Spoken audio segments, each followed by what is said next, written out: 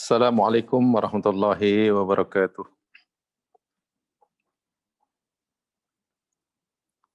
Innal hamdalillahi nahmaduhu wa nasta'inuh wa natubu ilaihi wa nastaghfiruh. Wa na'udzu billahi min syururi anfusina wa min sayyiati a'malina. May yahdihillahu fala mudhillalah wa may yudlil fala hadiyalah.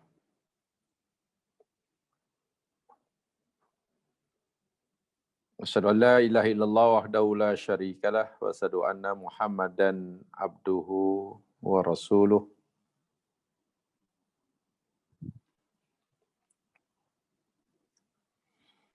Qala Allah Ta'ala fil Qur'anil Azim wa huwa asdaqul qailin. A'udzu billahi minasyaitonir rajim. Innallaha wa malaikatahu yusholluna 'alan nabi. Ya ayyuhalladzina amanu shallu 'alaihi wa sallimu taslima. Sesungguhnya Allah dan para malaikatnya sentiasa dan terus-menerus berselawat ke atas Nabi. Wahai orang-orang yang beriman, berselawatlah kamu ke atasnya, dan berilah salam olehmu akan dia dengan salam yang sempurna. Mari kita bersalawat pada Rasul sallallahu alaihi wasallam. Allahumma salli ala Muhammad wa ala ali Muhammad. Mari kita mengucapkan salam kepada baginda. Assalamu alayka ya Rasulullah.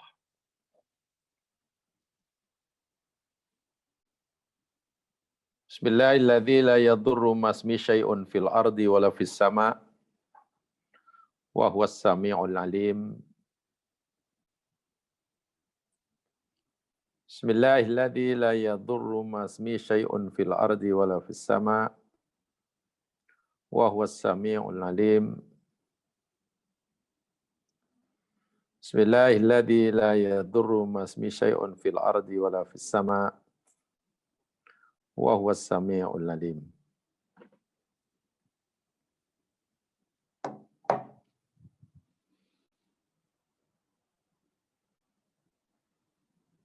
Subhanallah wa bihamdih.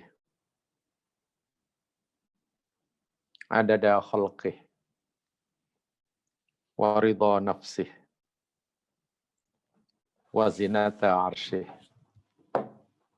wa midada kalimatih.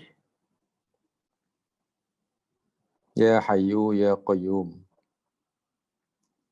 la ilaha illa anta, birahmatika nastaghith, la takilna ila anfusina tarfata 'ain.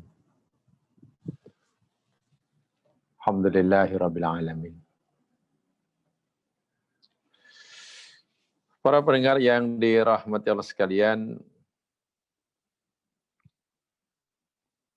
didoakan mudah-mudahan Allah sentiasa memberikan kita taufik dan hidayah, memberkati setiap umur yang Allah berikan pada kita, memberi keberkatan pada setiap rezeki yang Dia anugerahkan pada kita, mengampuni segala dosa yang telah kita terlanjur melakukannya, dan bersedia menerima segala amal kebaikan yang kita telah perbuat. Allahumma amin. Pagi hari ini kita akan teruskan siri tadabbur kita Surat Yunus Dan hari ini kita akan pelajari sama insya-Allah mula daripada ayat yang ke-73. Surah Yunus ayat yang ke-73. A'udzu billahi minasy syaithanir rajim. Fakadzabuhu fanajjaynahu wa man ma'ahu fil fulk wa ja'alnahum khalaif wa aghraqna alladhina kadzabu biayatina fanzur kaifa kana 'aqibatul munzirin.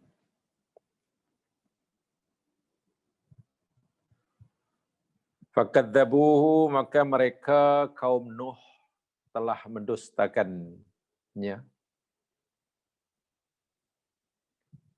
Wa najjaynahu, lalu kami telah menyelamatkan akan dia, wa ma'ahu, dan orang yang bersamanya. Kami selamatkan fil fulki, di dalam bahtera. Wa ja'alnahum, dan kami telah jadikan mereka khalaif, pengganti-pengganti bagi kaum yang telah kami binasakan. Wa aghraqna, dan kami telah tenggelamkan alladzina, akan orang-orang yang kadzabu biayatina,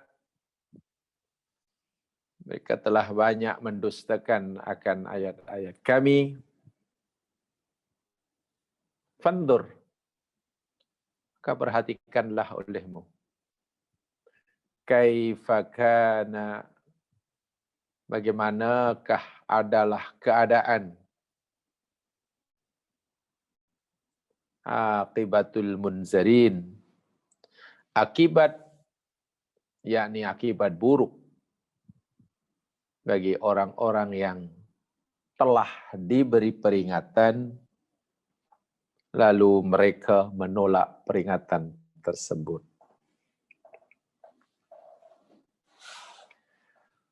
Muslimin muslimat rahimakumullah. Di dalam ayat yang ke-72 sebelumnya, pada siri lepas saya telah menyampaikan bahwa punca penyebab utama kaum Nabi Nuh menolak ajaran Nabi Nuh bukan faktor luaran atau bukan faktor yang ada pada diri Nuh, tapi berpunca daripada faktor dalaman, yakni ada pada diri kaum Nabi Nuh, diri mereka. Bolehlah kita katakan sebenarnya tidak ada alasan bagi mereka untuk menolak, tidak ada halangan bagi mereka untuk menerima ajaran Nabi Nuh. Sebenarnya tidak ada alasan. Kalaulah alasan itu kita kaitkan dengan kepribadian, cara menyampaikan ajaran, atau kedudukan apa sajalah yang ada pada Nabi Nuh. Tidak ada perbuatan Nabi Nuh yang boleh dikatakan menjadi penghalang bagi mereka untuk menerima ajarannya.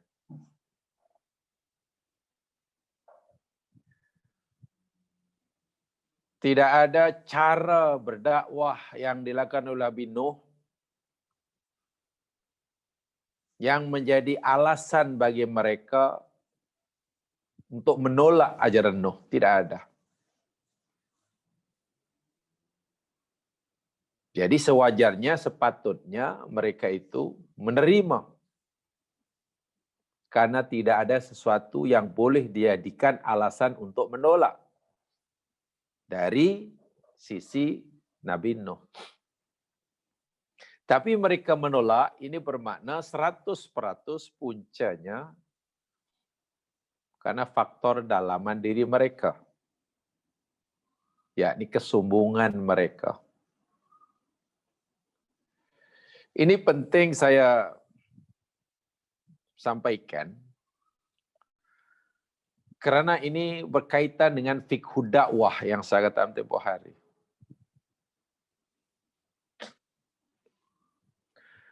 Orang yang menolak kebenaran yang disampaikan pada mereka, boleh jadi puncanya bukan 100% pada diri mereka. Tapi boleh jadi sebagiannya atau sekian peratusnya berpunca dari si penyampai kebenaran tersebut. Lebih bahaya sekali jika orang menolak kebenaran itu puncanya sebagian besar yang berpunca daripada si penyampai kebenaran. Itu lagi bahaya sekali.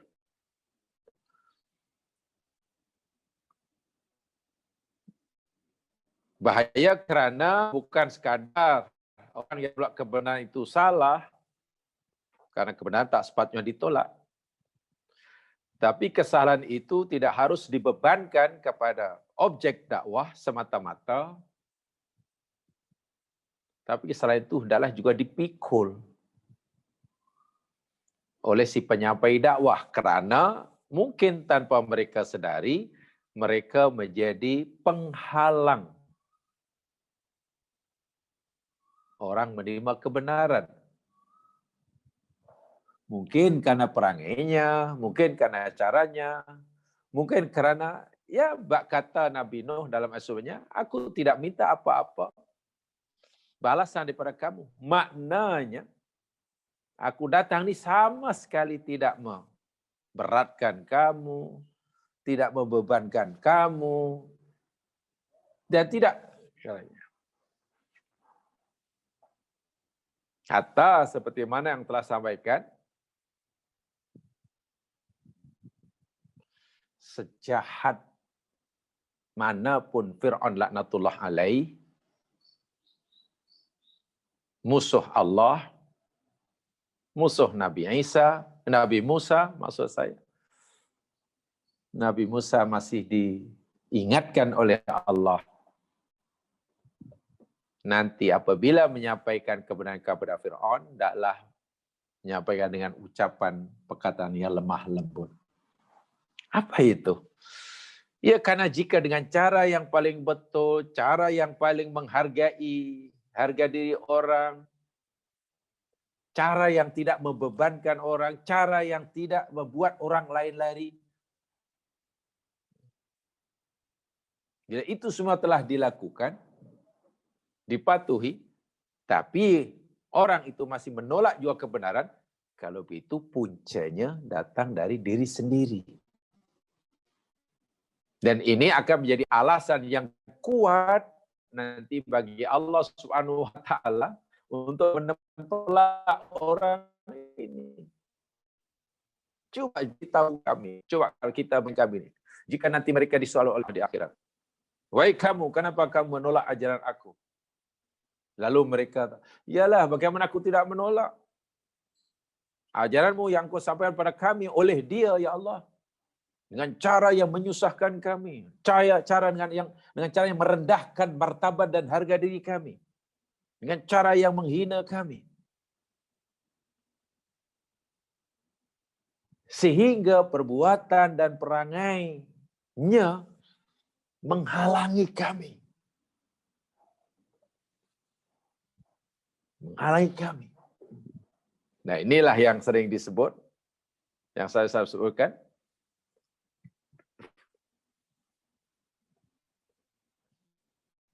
al-Islamu mahjubun bil muslimin. kebenaran Islam itu seringkali tertutup, terlindung oleh perangai setengah orang Islam. Dan tempoh hari saya pernah kata juga, celaan orang kafir terhadap agama Islam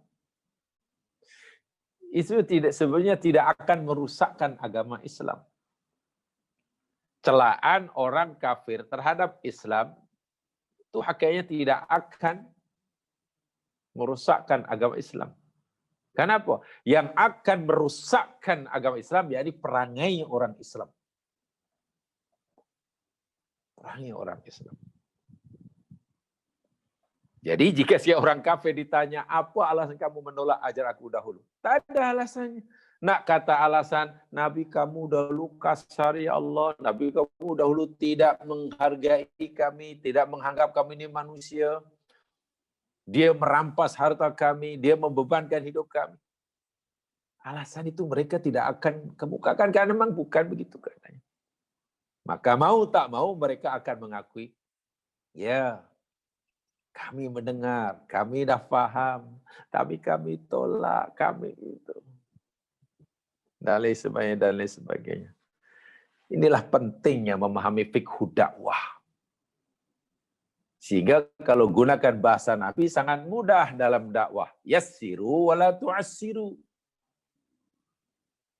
Mudahkan, jangan susah-susahkan. Basyiru wala tunaffiru. Beri lebih banyak, berikan kabar gembira. Dan jangan dakwahmu itu menyebabkan orang malah lari. Tengok. Belum pun mendengar keseluruhan dakwah yang kita sampaikan, mereka sudah lari. Sudah lari karena mungkin pembawaan kita, cara kita, dan sebagainya. Itu bahaya sekali. Perlu dijaga oleh setiap orang muslim. Ya, itu dalam ayat yang ke-72 tuh. Dalam ayat ini Allah tegas sekali jadi fakadzabuhu. Mereka dustakan. Ini yang saya katakan tadi. Kalau itu punca mereka mendustakan ajaran Nabi Nuh, 100% berpunca daripada faktor dalaman diri mereka sendiri. Kesombongannya. Karena tidak ada alasan untuk mereka menolak ajaran Nabi Nuh yang disampaikan ratusan tahun dari faktor Nabi Nuh. Tidak ada. Dari segi Nabi Nuhnya, tak ada. Nuh penyabar, penyayang. Nuh tidak menyusahkan mereka. Bahkan Nuh lebih banyak buat. Macam mana boleh? Kadzabuhu. Jamaah sekalian, fi'il kadzabuhu ni, mereka telah mendustakan ni. Ay makna fal kadzabu al istimrar ala takdzibihi, mislu fi'li amanu. Fi'il kadzabuhu walaupun ia fi'il madhi,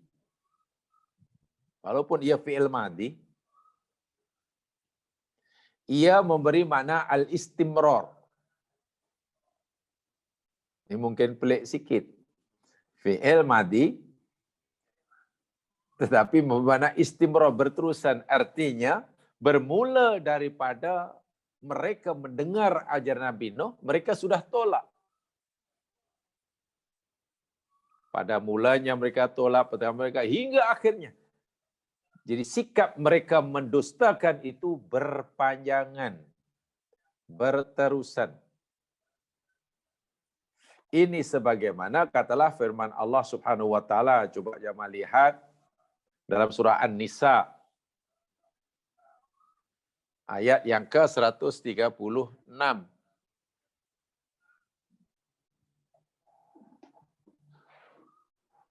An-Nisa 136.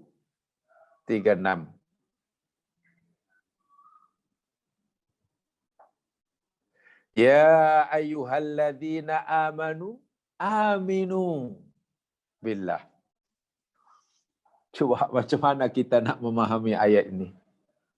Ya ayyuhalladzina amanu aminu billah. Kalau kita terjemahkan, wahai orang yang beriman, berimanlah kamu kepada Allah. Sepintas selalu kan agak pelik ayat ini bunyi dia. Orang yang beriman disuruh beriman. Macam mana? Orang yang makan disuruh makan. Macam mana? Orang yang sedang makan disuruh makan. Orang yang sedang tidur diarahkan suruh tidur. Orang yang beriman disuruh beriman. Kalau ya ayuhan nas aminu, itu mungkin senang sikit kita memahami. Wahai manusia, berimanlah kamu. Karena mungkin mukhatabnya belum beriman. Tapi ya ayyuhalladzina amanu, wahai orang beriman, kan mukhatabunnya orang-orang yang dah mukmin. So bagaimana orang-orang yang mukmin tiba-tiba perintahnya pula aminu, berimanlah. Kan? Mana logiknya, kesesuaian, signifikan perintah ini? Nah, ayat seginilah namanya istimror. Di sini ada makna istimror. Wahai orang beriman, berimanlah kamu, maknanya kamu orang yang beriman. Nah, dan iman kamu itu hendaklah berterusan. Itu yang Allah maukan. Itu yang Allah maukan. Begitu maksudnya. Paham ya? Paham. Itu dia. Apa nama? Aminu. Berimanlah. Banyak yang beriman. Jadi fakadzabuhu, itu mana mereka mendustakan Nabi Nuh ini bukan sekali dua. Sebelumnya telah mendustakan, dahulu mendustakan, di awal dakwah dahulu mendustakan.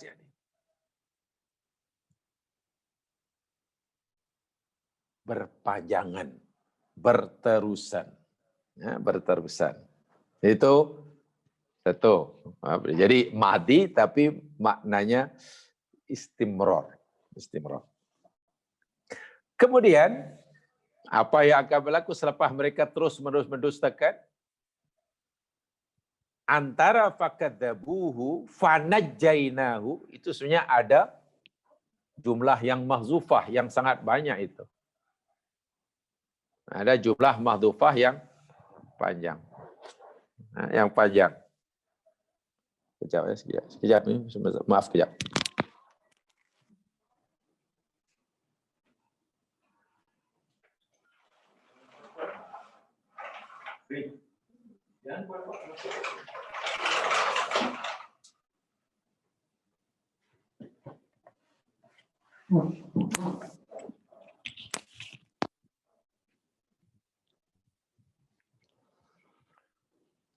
Baik, sorry. Saya ulangi. Antara fakadzabuhu dengan fanajjainahu, itu sebenarnya ada jumlah yang mahdhufah. Ya. Karena apa? Setelah mereka terus-menerus mendustakan Nabi Nuh, dan punca takdzib mereka itu yakni faktor dalaman di mereka, sehingga mendustakan sudah boleh kata sebagai satu sifat yang mendarah daging dalam diri mereka.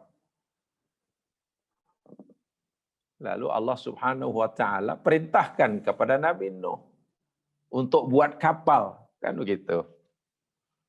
Nabi Nuh disuruh buat kapal. Isna'il fulqa bi'ayuna wa wahyina. Nuh buat kapal. Itu cerita sebelahnya panjang tu.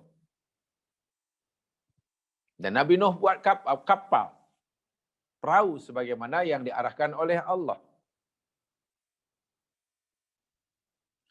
Apa yang mereka lakukan ketika melihat Nuh buat kapal? Nuh waktu itu sudah tidak sedang berdakwah pada mereka. Kerana masanya diperuntukkan untuk buat kapal. Masa dakwah, baru ratusan tahun mereka dustakan. Ketika Nabi Nuh menggunakan masanya lebih banyak untuk buat kapal, itu pun mereka masih mengejek Nabi Nuh. Itulah sifat takdzib yang berpanjangan, yang istimewa tadi. Masalahnya okeylah. Kalaulah dakwah Nabi Nuh itu dianggap mengganggu mereka karena akan membatasi pergerakan mereka, ajaran Nabi Nuh itu, dan mereka mendustakan Nabi Nuh, mungkin kita senang sifat. Tapi jika Nabi Nuh buat kapal, apakah perbuatan Nabi Nuh sedang buat kapal itu mengganggu ketenteraman mereka, mengusik kedamaian mereka, membebankan hidup mereka? Kan tidak. Nuh buat kapal, tiba-tiba mereka merasa terganggu dan mereka marah, mereka mengejek. Itu kan pelik tuh. Itulah yang sekali takdzib sudah menjadi darah daging. Hatta apa yang dilakukan oleh Nabi Nuh, walaupun haknya tidak sedikit pun menyusahkan mereka, mereka tetap merasa terganggu, tak suka, mengejek, dan seterusnya, dan seterusnya. Lihat surah Hud. Lihat surah Hud ayat 38.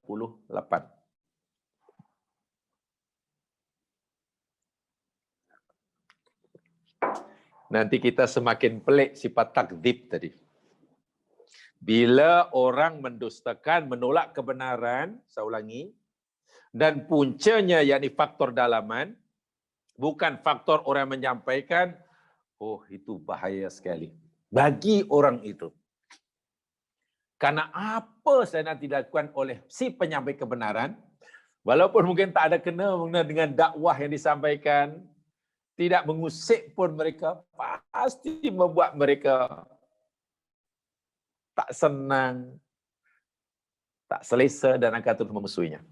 Lihat surah Hud ayat 38. Wa yasna'ul fulka.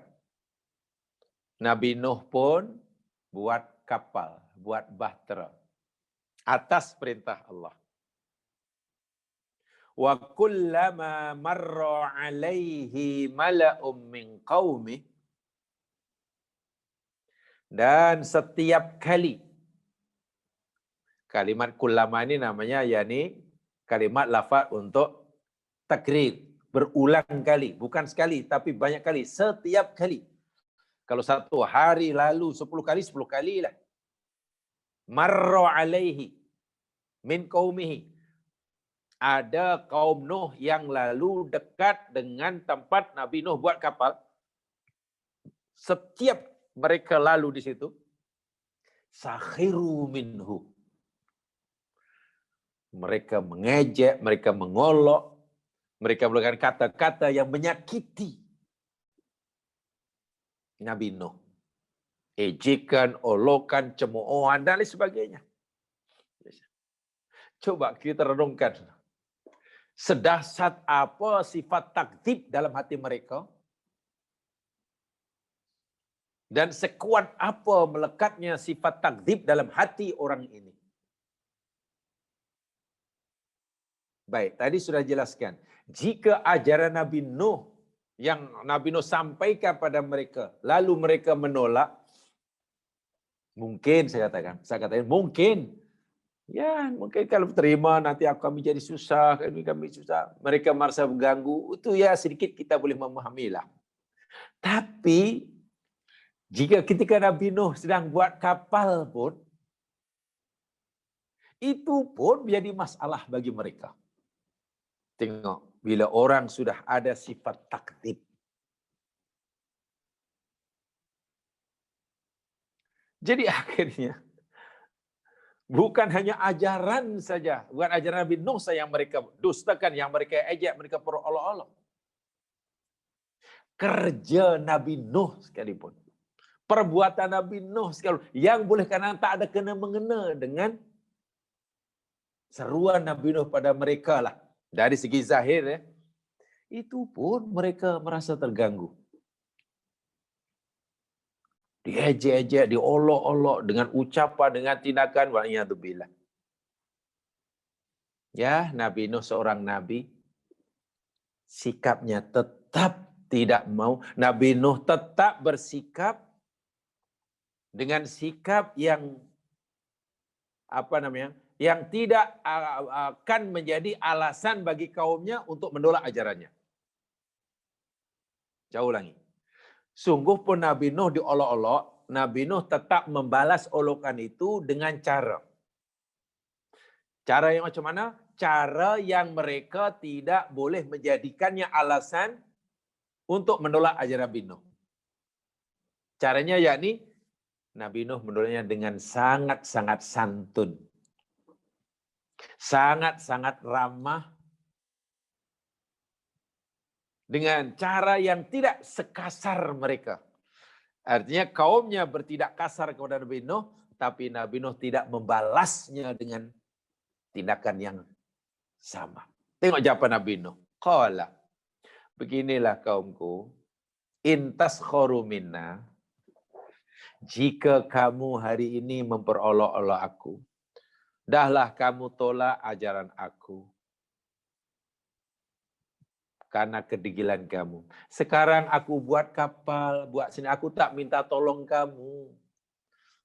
Aku cari kayu sendiri, tak bebankan kamu, tidak curi kayu. Itu pun kamu olok-olok. Dengan bahasa yang kasar tuh. Nabi Nuh jawab beginilah, jika kamu memperolok aku seperti ini, memperlakukan aku seperti ini, fa inna naskharu minkum. Maka sesungguhnya kami pun nanti akan memperolok kamu. Atau sebetulnya ini, kamu pun nanti akan tertimpa akibat olok kamu. Akibat, apa namanya ini? Olok-olok kamu ini. Kama taskhurun, sebagaimana kamu memperolok kami. Nanti kamu pun akan merasakan akibat buruk perbuatan kamu. Tengok, Nabi Nuh tidak membalas waktu itu dengan olokan mereka. Tak, Nabi Nuh hanya kata, apalah. Kalau kamu mengejekkan kami ini, menyakiti kami, tak apalah. Suatu hari pasti kamu akan merasakan akibat buruk perbuatan kamu membolok-olok ini. Tengok. Jadi di sini Allah tidak memberitahu kepada kita betapa dahsyatnya penolakan mereka pada Nabi Nuh, pendustaan mereka pada ajaran Nabi Nuh. Bukan hanya ajarannya yang mereka perolokkan, hatta perbuatan, pekerjaan Nabi Nuh yang boleh dikatakan segi zahir tidak ada kena-mengena dengan kehidupan mereka, tidak menyusahkan mereka. Mereka tetap merasa terganggu. Lainlah kalau Nabi Nuh buat kapal itu minta bantuan mereka, suruh kayu mereka, suruh bantu mereka siang, malam, pagi, petang. Dan mereka merasa terbeban hidupnya. Nabi Nuh pula tak bayar dia. Bolehlah mengamuk. Ini sama sekali tidak. Inilah bahayanya bila hati sudah tertutup ya. Puncanya apa tadi? Sombong. Al-kibr. Itu penyakit yang betul-betul boleh membutakan hati. Dan saya pernah nyatakan minggu lepas, penyakit terbesar hati. Dan pertama sekali, menjangkiti makhluk Allah Subhanahu wa taala yang dengan penyakit itu makhluk hamba Allah bertukar jadi yang ada baik menjadi jahat, yakni iblis laknatullah alaih. Kan iblis dilaknat oleh Allah hingga kiamat kan karena al-kibr ini puncanya. Yaitu iblis tidak renti-rentinya akan terus mencari mangsanya daripada kalangan jin dan manusia agar mereka nanti menemani mereka dalam neraka. Langkah utama yang iblis lakukan, ditanamkan rasa al-kibr, sifat kibr. Sehingga Rasul sallallahu alaihi wasallam pun memberitahu kita tidak akan masuk surga orang yang dalam hatinya ada kibr walaupun seberat darah, seberat darah. Nah, selepas kapal itu siap dan seterusnya, dan mereka tidak tahu apa yang akan berlaku, tapi Nabi Nuh sudah diberitahu. Dan ini tentu memakan masa berbulan dan bertahun jamaah sekalian, bawa kapal hingga banjir besar, air keluar daripada bumi, air turun daripada langit, tak henti bertemu, sehingga bumi digenangi air yang sangat-sangat dalam. Air itu bukan mengalir deras seperti mana tsunami, tapi air itu berpusing. Suatu bencana banjir besar yang melanda, yang berlaku pada zaman Nabi Nuh disebut tufan. Tufan itu bukan banjir besar yang mengalir deras seperti mana tsunami. Bukan. Tufan itu daripada tafa yatufu. Daripada tafa yatufu, tawaf, itu mana kan berpusing. Orang tawaf di sekeliling Ka'bah. Pusing. Angin yang berpusing-pusing. Itu namanya tufan. Benda yang berpusing tufan. Air yang banyak dan berpusing-pusing, pusaran air, itu pun namanya tufan. Itu ada dalam surah Ankabut itu. Jadi jangan bayangkan banjir itu mengalir begitu deras macam tsunami menghanyutkan semuanya, bukan. Tapi berpusing. Sehingga kekuatan menghancurkannya sangat dahsyat. Kesan kehancuran yang ditimbulkan oleh air yang berpusing itu lebih dahsyat. Kapal yang layar di laut untuk mengharungi gelombang, insya Allah kalau kapal yang besar-besar itu, ya selamatlah. Walaupun gelombangnya kata 5 meter. Nah itu. Tapi bila kapal itu perangkap dalam pusaran air, tak ada yang selamat. Walaqad arsalna Nuhan ila qaumi. Kami utuskan Nuh kepada kaumnya. Falabitha fihim alfasanah ila khamsina aman. Berdakwah tinggal bersama kaumnya selama 1000 tahun kurang 50 am. 950 tahun susah, 50 tahun senang. Fa'akhadhahumut tufan. Lalu Allah menyiksa mereka dengan tufan. Itu banjir yang pusing tadi. Dan ini memakan masa yang lama. Saya kata mula daripada, saya kata tadi, buat kapal, berlaku banjir, kemudian berapa lama banjir itu berlaku, semua orang ada binasakan, itu memakan masa yang sangat lama. Nah, selepas banjir itu surut, kaum Nabi Nuh yang jahat dibinasakan oleh Allah, Nabi Nuh dan pengikutnya setia diselamatkan, barulah Allah kata fanajjainahu. Tengok. Jadi antara fakadzabuhu fanajjainahu itu sebenarnya ada cerita yang panjang. Gitulah. Dan ceritanya ada dalam ayat lain. Dalam surah lain. Bukan bertulisan fakadzabuhu, mereka udakan lalu Nabi Nuh diselamatkan. Ada bukan jumlah, bahkan kisah yang panjang. Jadi fa di situ, najjainahu itu tartib wa ta'aqqub. Nah, ini mungkin susah sedikit memahami. Kenapa bukan tsumma? Tartib wa ta'aqqub. Yakni adanya dua kejadian yang berlaku beriringan dan berterusan tanpa gap masa.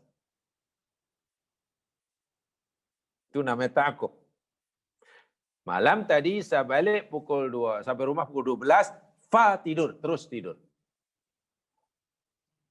Fa, tuh. Malam tadi saya baca sebuah hadis, fa faham. Maknanya tak menunggu masa lah, baca terus faham. Antara kadzabu, pendustaan mereka, dengan diselamatkan Nuh ini, tak ada jarak masa. Macam mana tak ada jarak masa? Katanya tadi bertahun-tahun jarak masanya. Inilah yang menariknya dalam bahasa Al-Quran.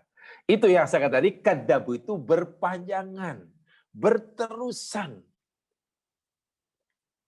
Sehingga antara diselamatkan Nabi Nuh daripada musibah tufan, ya, dengan pendustaan mereka ini, ya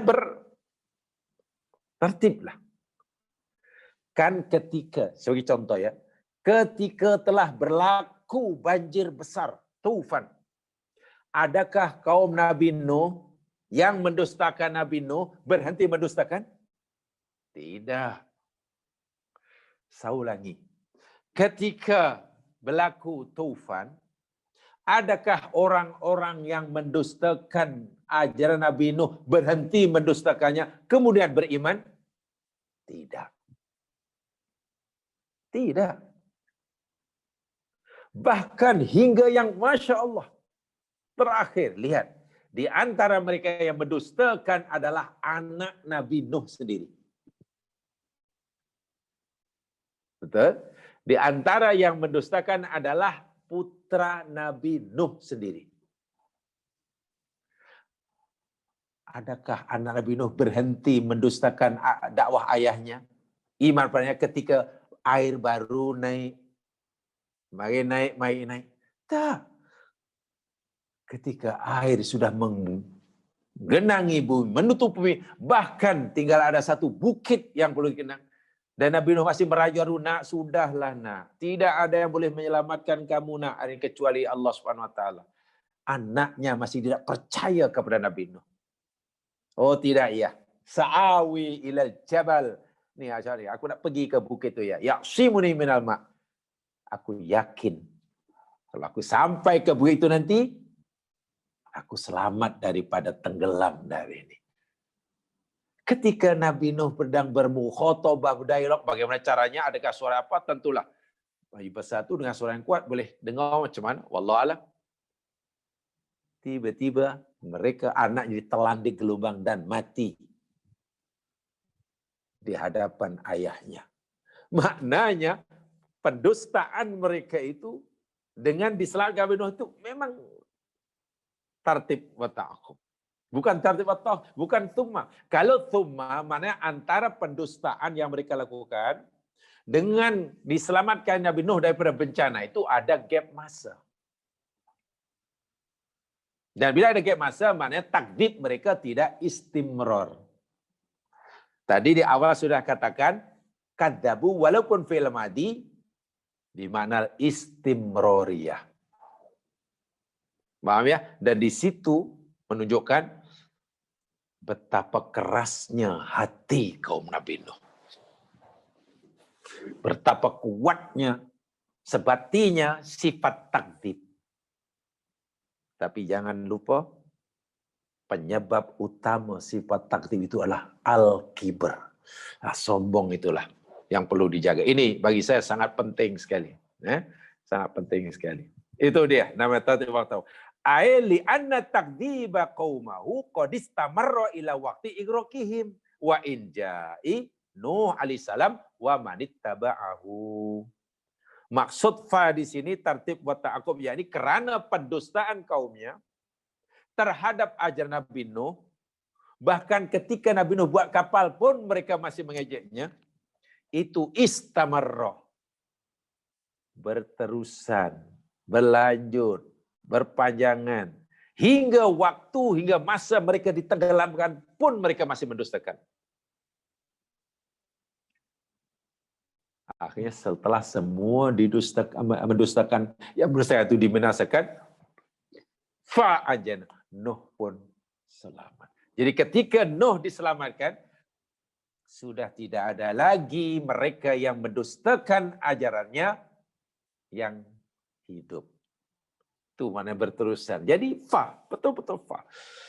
Sebab kalau kita baca terjemah mungkin agak susah sikit. Macam mana boleh gunakan fa, kenapa tak bukan gunakan thumma?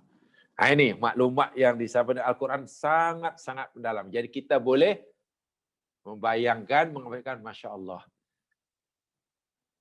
Hati apa seperti itu? Ketika siksa sudah berlaku di hadapannya. Ketika siksa sudah mengancam nyawanya. Tapi sikap sifat mendustakan masih juga berterusan. Wa'iyadzubillah, tsumma na'udzubillah. Itu takdzib ya, takdzib. Dan wa taqaddama dzikru inja'i qabla dzikri iqra' alladhi waqal inja' minhu lisarah ila anna inja'u ahammu indallah min igraqi mukadzibihi. Yang kedua yang saya sampaikan. Dalam ayat ini Ada takdim dan ada takhir. Kalau kita menyusun ceritalah ini, mungkin kita akan kata faqadzabuhu, lalu mereka kaum Nabi Nuh ini mendustakan Nuh. Fa'aghraqnahum, fa'aghraqna, kan ayat di belakang tu fa'aghraqna alladhina kadzabu bina. Lalu kami tenggelamkan orang-orang yang mendustakan ayat kami. Dan kami selamatkan Nuh dan kaumnya. Kan susahnya sebenarnya begitu. Mereka mendustakan. Karena mereka berdusta itu kami ketenggelamkan mereka.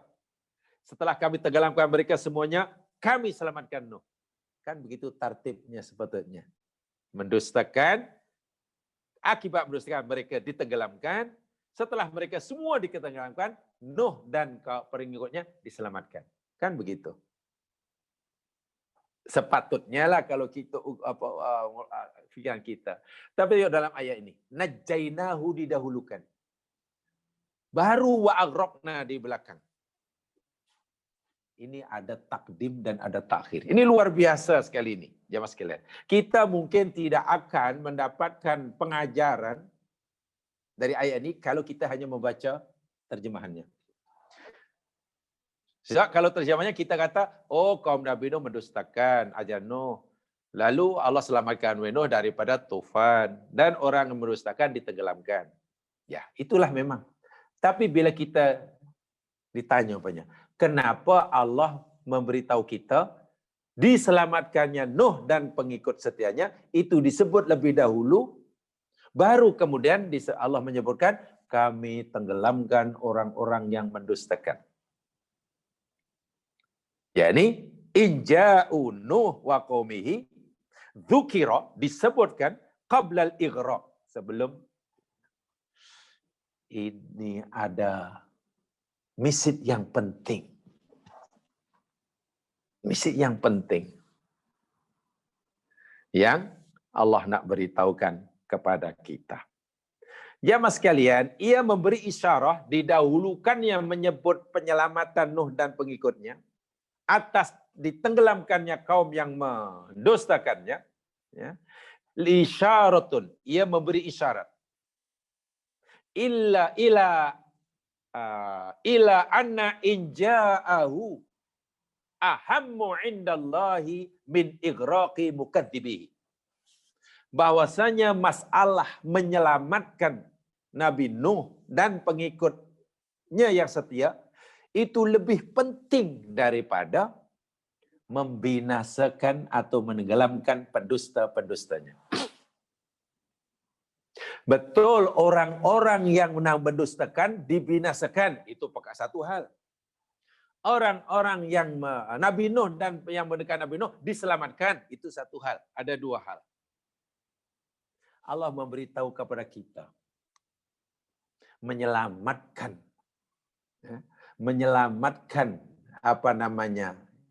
Nuh dan pengikutnya, kebenaran.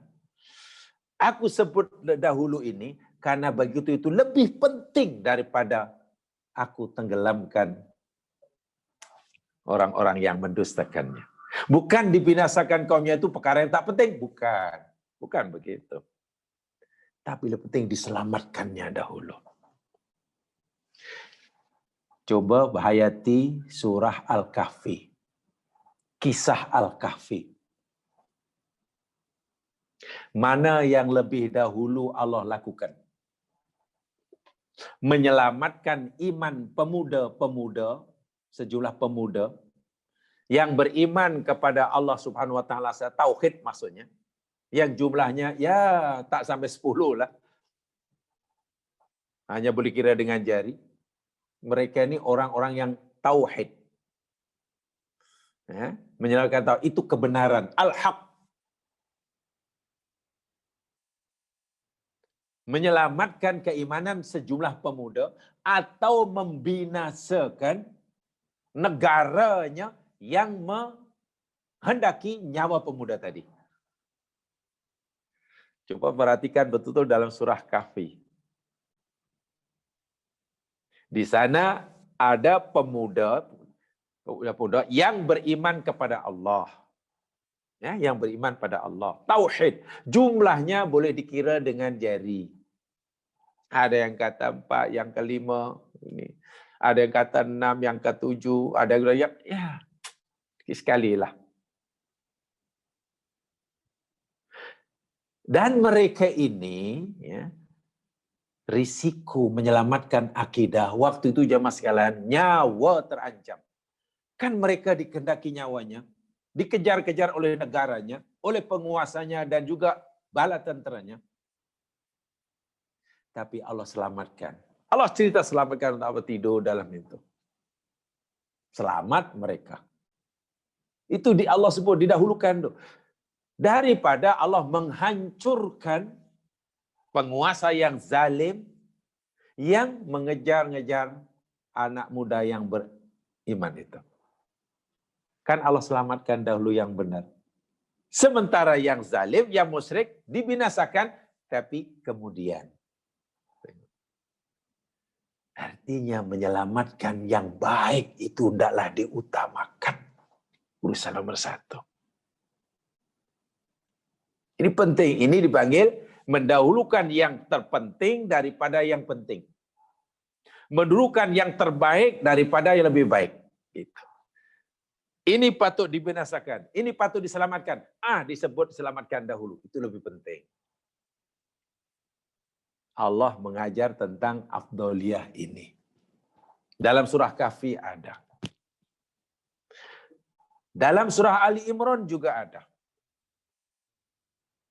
Ketika ibu Nabi Isa Maryam dituduh berzina oleh Yahudi. Coba perhatikan nanti surah Ali Imran. Kisah Maryam tuh. Balik membawa anaknya, jumpa Yahudi dan Maryam sudah membayangkan. Nanti bila aku jumpa kaumku, pasti mereka akan tuduh aku yang bukan-bukan. Oh, sedih rasanya. Macam mana aku nak jelaskan, macam mana aku nak terangkan, macam mana aku nak jawab tuduhan mereka yang pasti mereka akan menuduh aku, ini anak haram, aku berbuat zina. Tapi Maryam sudah diberitahu oleh Allah, Maryam tidak perlu jawab, nanti anaknya yang biar jawab. Ya, relaxlah. Betul. Ketika datang jumpa Yahudi, padi-padi mereka, kaumnya maknanya, tuduh Maryam berzina. Anak itu anak luar nikah. Maryam, engkau telah melakukan perbuatan yang jahat, Maryam. Sedangkan bapamu bukan orang yang jahat, ibumu pun juga bukan perempuan yang nakal. Kan marwah Maryam kan tercemar aja mas kan, dituduh berzina. Itu luar biasa tuh. Dituduh berzina. Masa itu belum ada Bani Israel yang percaya, yang menuduh Isa itu sebagai anak Allah. Ingat, belum ada.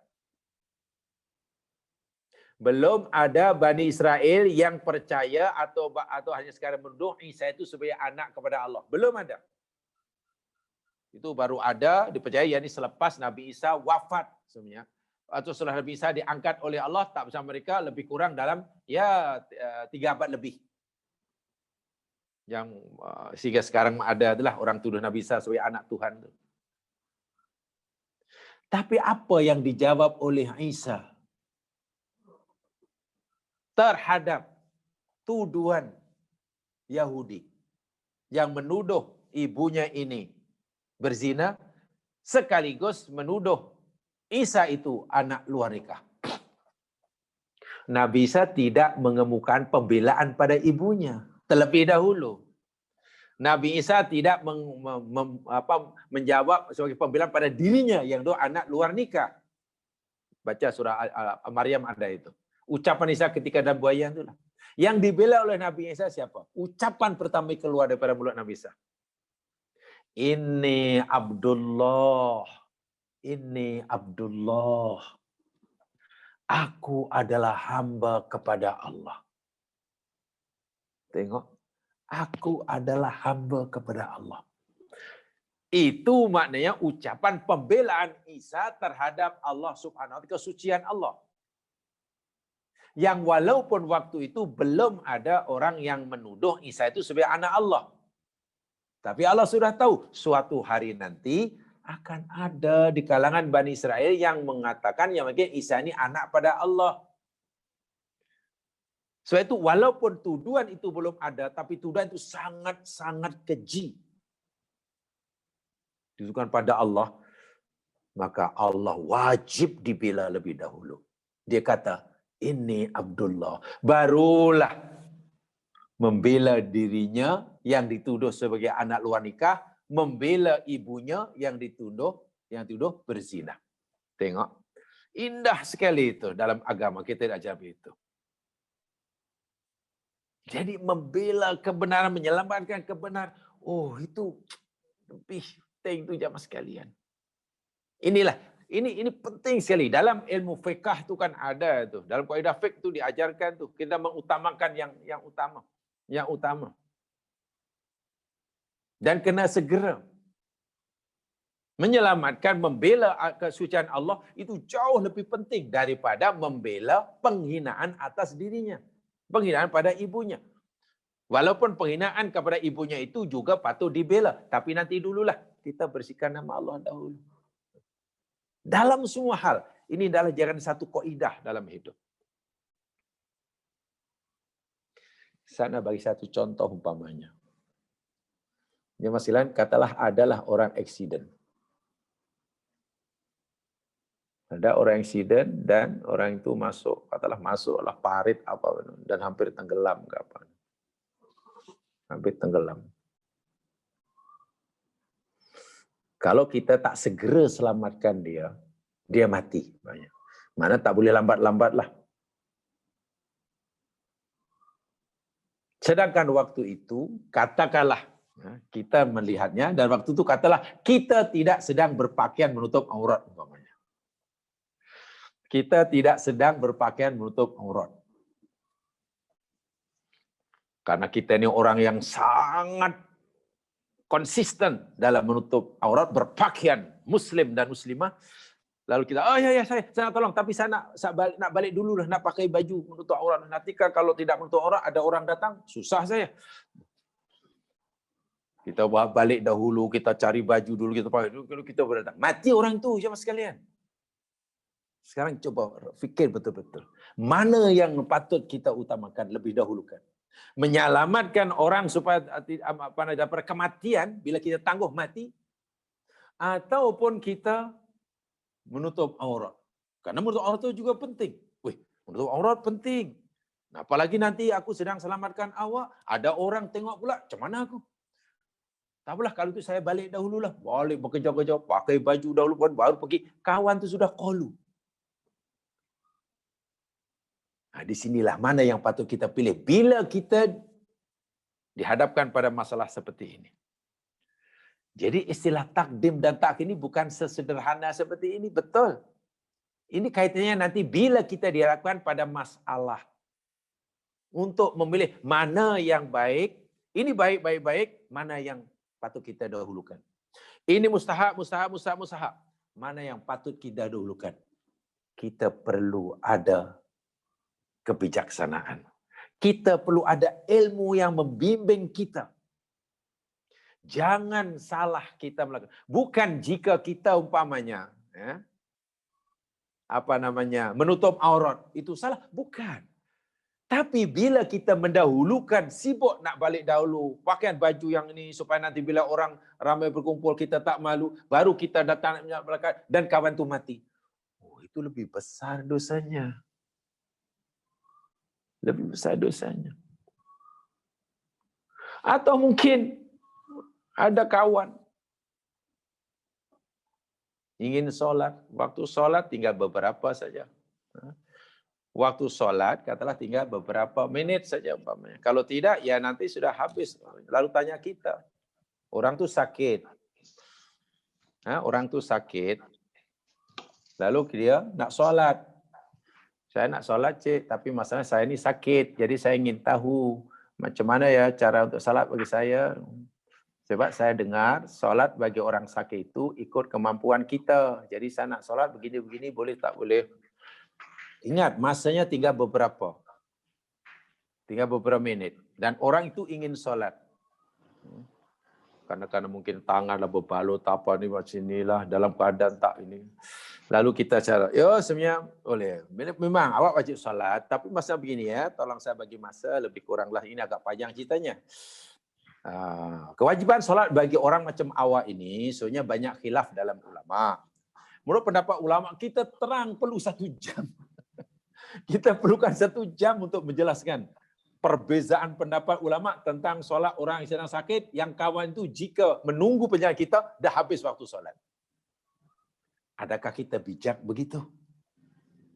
Dan banyak sekali dalam kehidupan dunia yang kita akan alami seperti itu. Dan ini perlu ilmu tersendiri. Dan ilmu itu adalah maklumat dia pengajaran dalam Al-Quran. Namanya babut takdim wa takhir. Kemudian digali, difahami oleh ulama-ulama usul fiqh.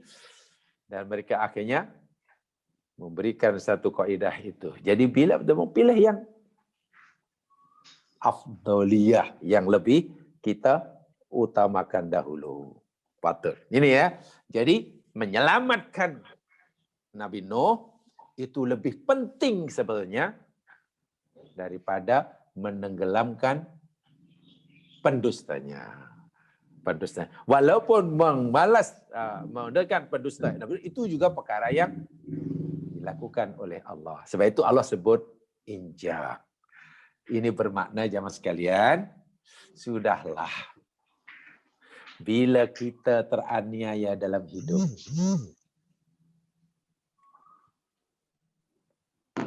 mungkin tolong minta maaf, mungkin off kan dia punya audio.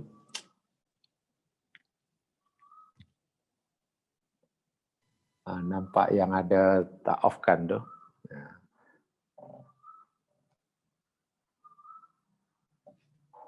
Ada yang nampak tidak di off kan tu.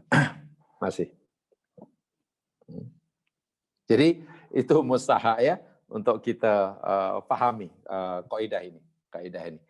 Kita dapat pengajian itu dari takdim dan takhir seperti inilah. Dari takdim dan. Jadi saya kata tadi, jika kita teraniaya oleh seseorang, kita mazlum, dia zalim. Mazlum, kita zalim. Ya, mohonlah kepada Allah agar Allah lindungi kita, bela kita. Mohonlah itu dahulu. Ya Allah, lindungi hamba-Mu ini, ya Allah. Karena kami dalam keadaan teraniaya. Sebab nanti pasti Allah SWT akan mendahulukan pembelaannya kepada yang teraniaya. Lebih dahulu daripada menghukum yang dizalimi. Sebab boleh jadi Allah menghukumnya atau Allah akan mengampuninya. Kepada yang teraniaya pasti Allah akan tolong. Saya ulangi. Kepada orang teraniaya Allah pasti akan tolong. Allah ini akan berpihak pada orang teraniaya. Sementara pada yang menzalimi, boleh jadi Allah ampunkan dosanya jika ia mau bertaubat. Boleh jadi Allah akan siksa dia jika ia enggak bertaubat.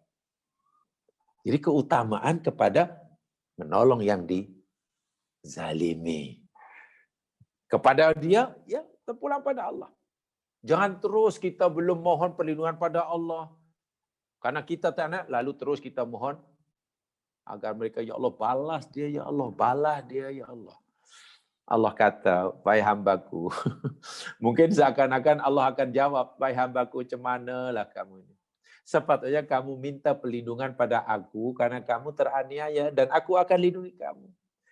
Kamu malah meminta pada aku supaya aku lebih menyiksa dia lebih dahulu daripada menolong kamu. Susah ya kita nak memahami itu dan beramal itu. Tapi itulah agama. Itulah agama. Baik, itu takdim dan takhir. Dan yang satu ini saya tidak mengulangi karena dahulu pernah saya sampaikan. Jadi situ gunakan kalimah khalaif. Jamak daripada khalifah.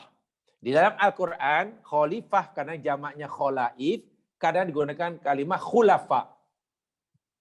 Apa beza kalimah khulafa penggunaan kalimah khulafa, jamak daripada khalifah, dan juga khalaif. Khulafa, ilfat, khalaif, itu dalam keterangan yang sisi yang lepas. Saya tidak perlu mengulanginya. Jadi di sini gunakan khalaif, tidak khulafa. Dan itu terjemahan Melayu sama. Khalifah, khulafa dengan khalaif, terjemahan Melayu sama. Khalifah, khalifah. Sebab ia bentuk jamak daripada khalifah. Tapi berbeza penggunaannya dalam Al-Quran. Bila digunakan dengan khalaif, apa maksudnya? Bila digunakan dengan khulafa, apa maksudnya? Itu lihat saja penjelasan yang lalu, ya, yang lepas. Baik, kemudian kalimah yang berikutnya di situ, fanzur kaifa kana aqibatul mukadzibin. Fanzur, nazoro, yanzuru. Sebenarnya nazoro yanzuru ini jamaah sekalian, makna asal nazoro yanzuru sebetulnya yakni nazoru ainin, memandang, melihat dengan mata. Beza dengan ro'a. Kalau ro'a ya ro'a itu tak semestinya dengan mata. Sebab ru'yah itu maknanya kan pendapat.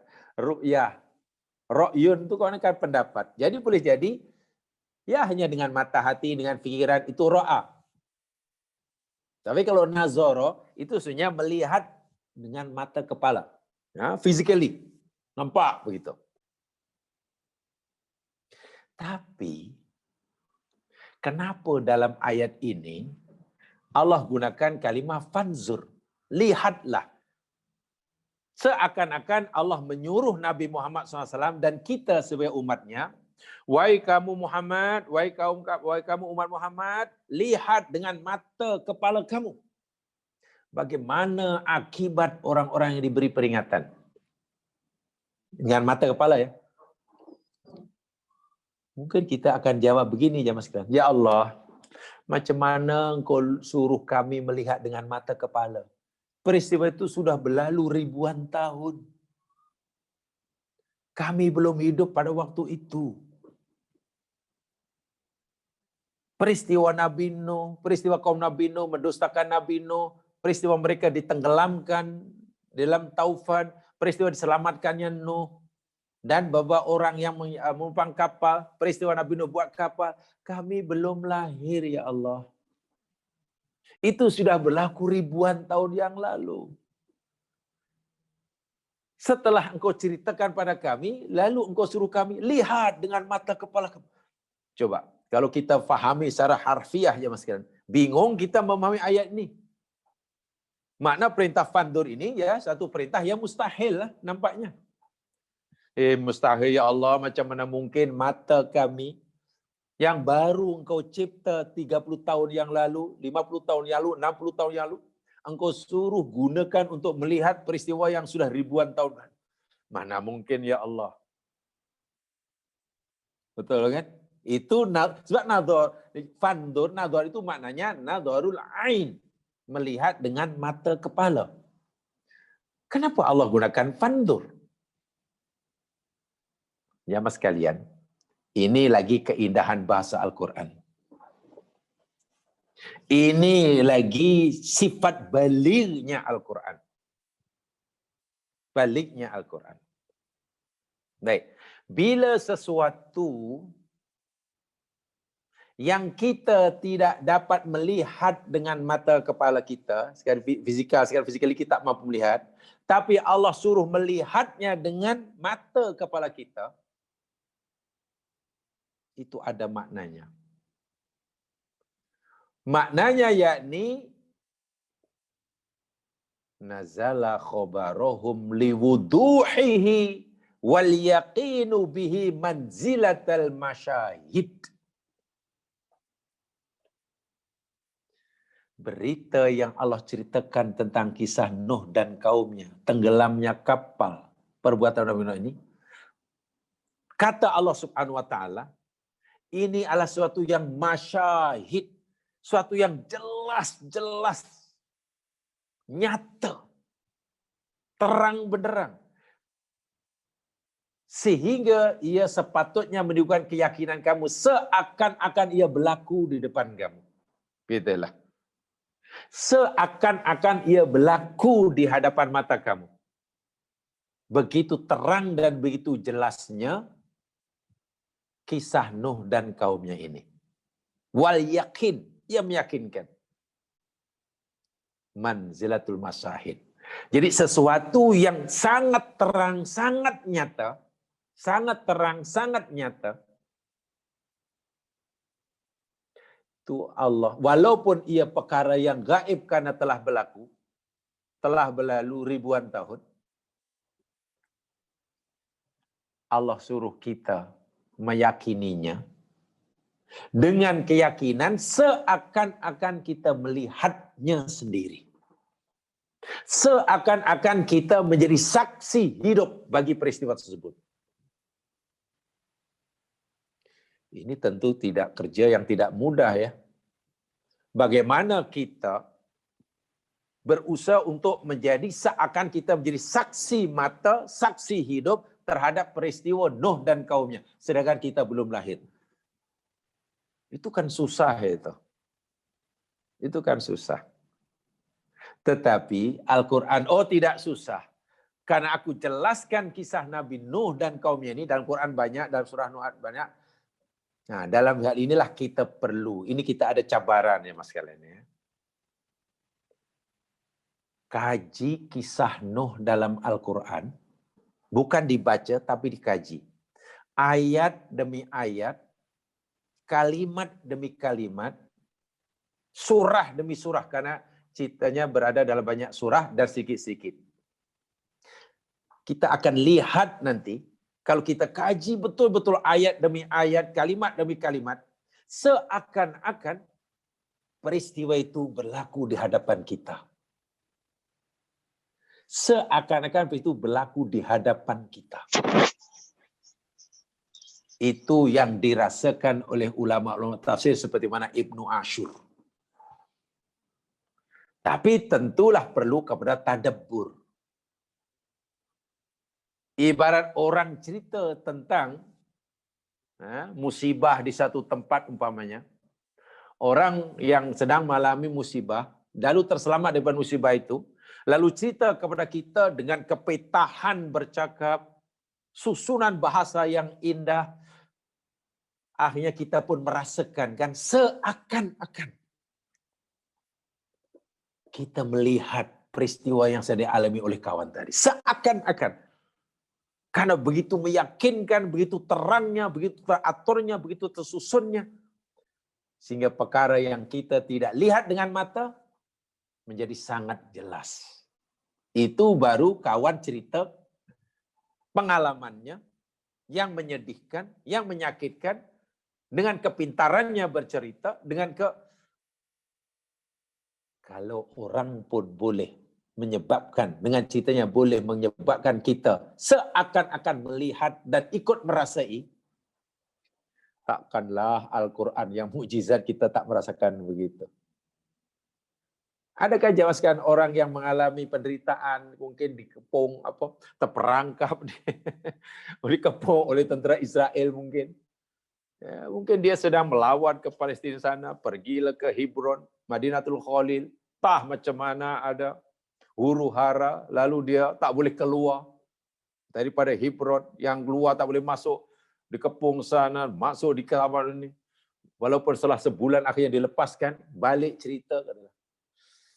Bagi pala yang sangat menyedihkan, karena dia pandai cerita, menyusun bahasa, dan ceritanya tidak dibuat-buat. Ya. Penuh hati, kita pun pasti akan merasakan sama. Seakan-akan kita bersama dia waktu itu. Kita dapat merasakannya. Itu baru kawan yang cerita. Pengalamannya. Sekarang Allah cerita peristiwa Nuh dan kaumnya. Dengan bahasa yang luar biasa.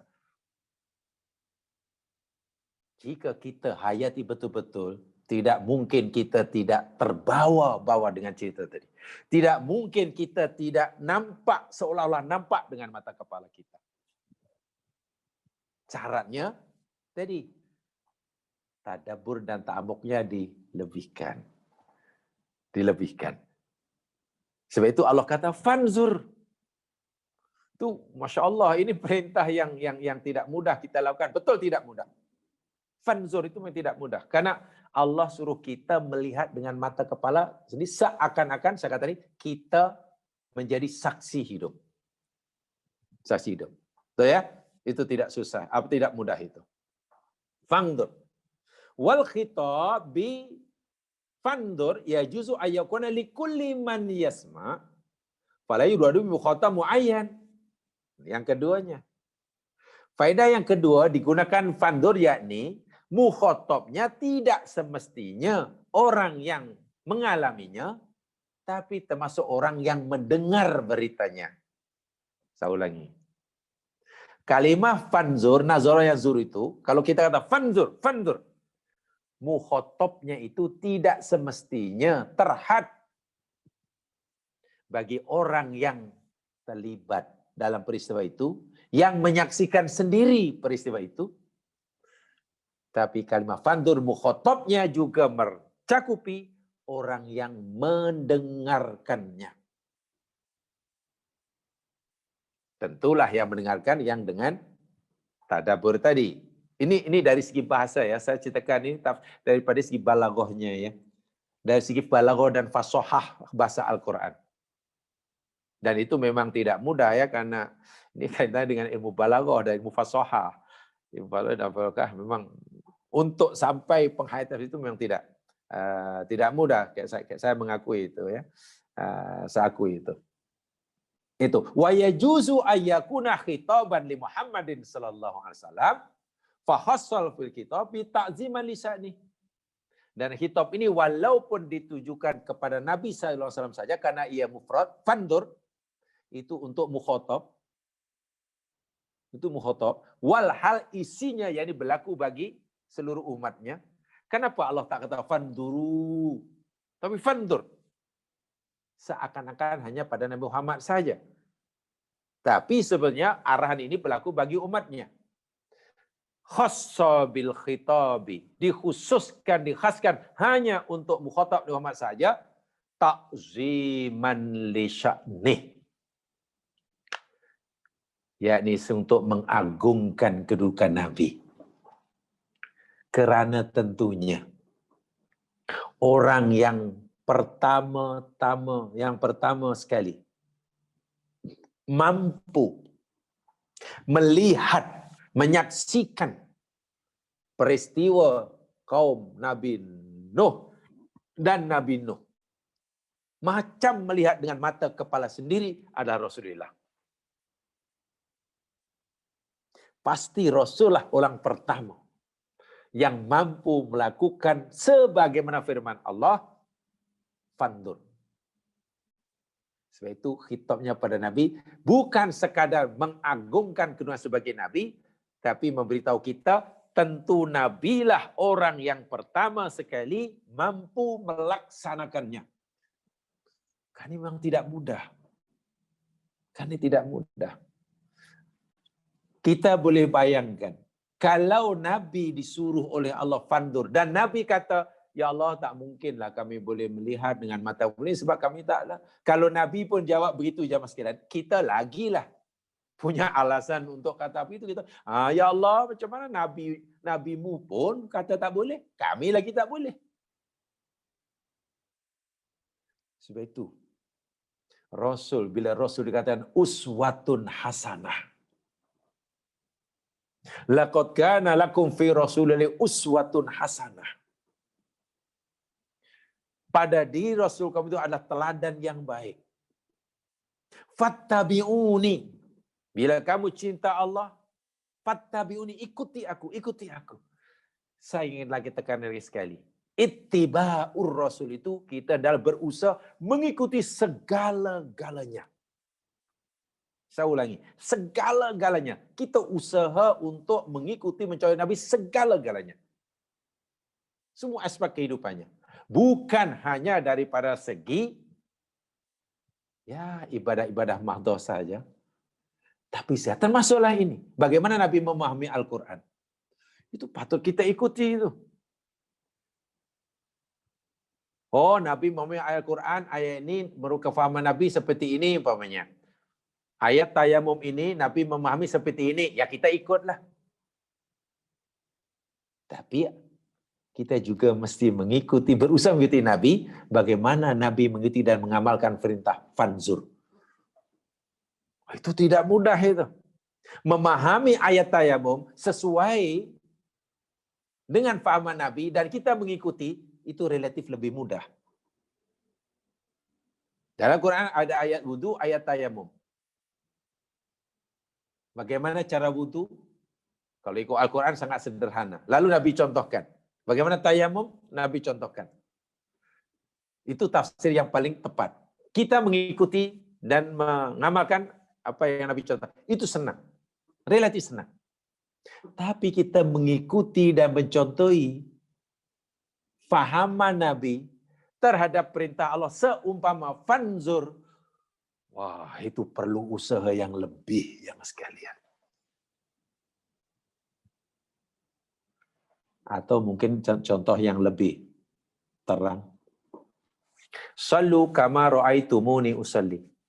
Salatlah kamu sebagaimana kamu melihat aku salat. Salatlah kamu kama ra'aitumuni usalli. Salat oleh kamu sebagaimana kamu melihat aku salat. Kalau kita disuruh oleh Nabi untuk mengerjakan salat sebagaimana yang kita lihat Nabi salat, Nabi waktu bagi tahu para sahabatnya, dan sahabat pun ikutlah Nabi. Itu relatif senang. Oh, begitu Nabi salat. Oh, begitu takbirnya. Oh, itu rukuknya. Oh, itu sujudnya. Oh, itu semuanya. Senang. Itu senang.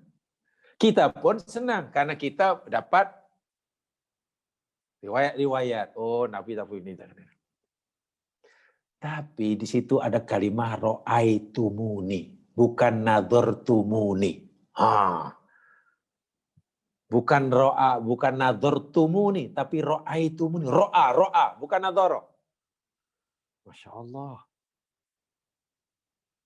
Maknanya kita bukan hanya disuruh mengikuti sholat Nabi, hanya berkat apa yang kita lihat dengan mata. Ro'a itu kan tidak melihat dengan mata itu. Alam taro kaifa fa'ala rabbuka bi'asbi. Itu kan bukan melihat dengan mata. Dengan hati. Oke, dari segi zahir kita boleh minta. Tapi bagaimana agaknya sholat Nabi ya? Ketika Nabi Lah itu Nabi beritahu pula. Oh, aku suruh kamu sholat macam kamu lihat aku sholat. Dan kamu tahu tak, bila seorang itu sholat, masa baca Al-Fatihah, dia sebenarnya sedang mukhatabah dengan Allah. Berdialog dengan Allah. Berbual dengan Allah. Dia baca Alhamdulillahirrahmanirrahim, Allah jawab. Ar-Rahmanir-Rahim, Allah jawab. So rasakan. Dan Nabi merasakan itu. Nabi merasakan hidupnya dialog antara baginda dengan Allah semasa baca Al-Fatihah. Jadi jika Nabi kata sallu kama ra'aitumuni usolli, mana kita tidak hanya salat sebagaimana gerakan-gerakan yang Nabi lakukan, tapi macam mana kita hendak merasakan hidupnya dialog kita dengan Allah semasa Fatihah sebagaimana Nabi menghayatinya. Itu luar biasa. Itu perlu ilmu sendiri, itu perlu lebih sendiri. Barulah nanti ittiba'us sunnah, ittiba'ur rasul itu menjadi relatif lebih sempurna, lebih sempurna, lebih sempurna. Begitu dasarnya. Jadi bukan hanya sekadar bacaannya, bukan hanya bergerakannya. Bahkan saya kadang-kadang membayangkan begini, dulu semasa diajar hadis itu. Semasa belajar hadis itu, pensarah hadis itu menjelaskan sangat dalam sekali. Dia boleh tanya kami pelajarnya. Coba kamu terfikir atau tidak? Paling tidak membayangkanlah. Walaupun tidak ada maklumat ya yang jelas, tapi Islam memberikan pemahaman yang menyeluruh. Kamu terbayang tak ketika Nabi baca Allahu Akbar dalam salat ke Allahu Akbar itu? Apa agak yang Nabi bayangkan dalam hatinya dan pikirannya? Iya pula ya. Dan kamu mesti ikut apa yang Nabi rasakan ketika menyebut Allahu Akbar. Tapi kita kan tidak, itu katanya diajar sebut Allahu Akbar, ingat Hati kamu mesti ingat Allah Maha Besar. Masuk Allahu Akbar, pastikan, masukkan solat apa, berapa rakaat, makmum atau tidak, menghadap kiblat atau tidak, ada atau qadha. Kalau itu tak masuk semua, ya kena ulang lagi. Akhirnya Allahu Akbar itu hanya berharakat, akhirnya nak masukkan banyak kali kena panjanglah. Allah, macam orang azan. Nak pastikan banyak benda masuk. Betul ke begitu? Masa itu pensarah itu, coba kamu fikir, betulkah itu Nabi dulu mengajar itu? Apa yang Nabi fikir ketika Allahu Akbar? Apa Nabi bayangkan ketika Nabi kata Sami Allahu liman hamidah? Subhanallah. Sehingga Nabi menganggap solat itu adalah rehat yang paling sempurna. Masuk waktu solat, Nabi kata, ya bila arihna biaya bila arihna, rehatlah. Nabi dapat kerehatan yang sepenuhnya. Jasmani dan rohani. Nah, nak mengikuti solat Nabi yang seperti itulah perlu pembelajaran, peningkatan dan terus menerus. Dan itu tidak mudah, memang tidak mudah. Maksud saya, jangan kita fahami secara sederhana. Shalu kama ra'aytumuni usolli, asal kita sudah gerakan sama, sudah selesai. Bukan. Bukan begitu maksudnya. Ya. Contohnya fandur inilah. Itu luar biasa itu. Nabi sudah tentu dapat melakukannya. Sudah dapat melihatnya. Begitu. Ya. Jadi, jamaah yang hormat sekalian, memanglah ya, proses pembelajaran ini memang tidak akan habis. Apalagi kalau kita rajin mengkaji, rajin membaca, setelah tahu pula kita coba berikan pada orang. Itu keberkatan ilmu ya. Sehingga ada satu riwayat itu ada orang tanya pada Ali perbezaan antara harta dan ilmu. Ali memberi jawaban dari pertanyaan yang sama itu banyak macam-macam jawaban. Satu di antaranya, beza antara harta dan ilmu. Apabila kamu memberikan harta kamu, bersedekah dengan harta kamu berkurang. Tapi bila kamu berikan ilmu kamu bertambah. Luar biasa itu. Benda yang kita berikan, tapi bukan kurang malah bertambah, jadi ilmu. Selain ilmu berkurang. Duit sebanyak manapun kita berikan orang. Harta itu nanti di akhirat ia akan menjadi bahan pertanyaan bagi Allah untuk kamu. Kamu ditanya macam ini bla bla bla bla bla bla bla bla ditanya. Dan menjadikan dia gelap kalau kamu tak boleh jawab. Ilmu itu menjadikan hidup kamu nanti terang, cahaya al-ilmu nurun. Jadi kalau kita rajin baca, rajin mengkaji jamaah sekalian, insya Allah kita akan dapat peningkatan. Kita akan dapat peningkatan tu sedikit-sedikit. Dan itu wajib ya, perlu kita lakukan seperti itu. Jamaah sekalian, itu aja nampaknya yang berlaku. Wah, ini sudah ada soalan. Soal itu, apa beza antara ro'a dan nazara? Tadi kurang jelas, ya tanya yang sudah jelas. Insya Allah lain kali saya sebutkan. Nah, insya Allah lain kali sebutkan. Agak panjang sedikit,